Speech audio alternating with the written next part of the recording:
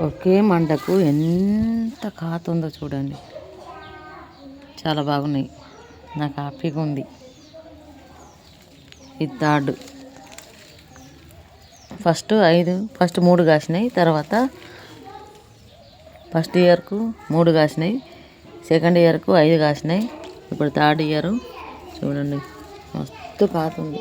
ప్రతి కొమ్మకు పోతా ఉంది.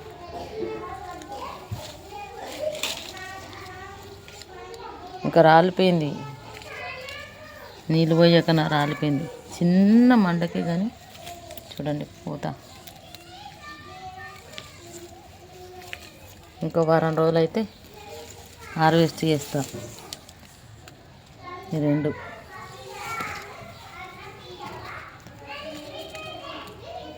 బాయ్.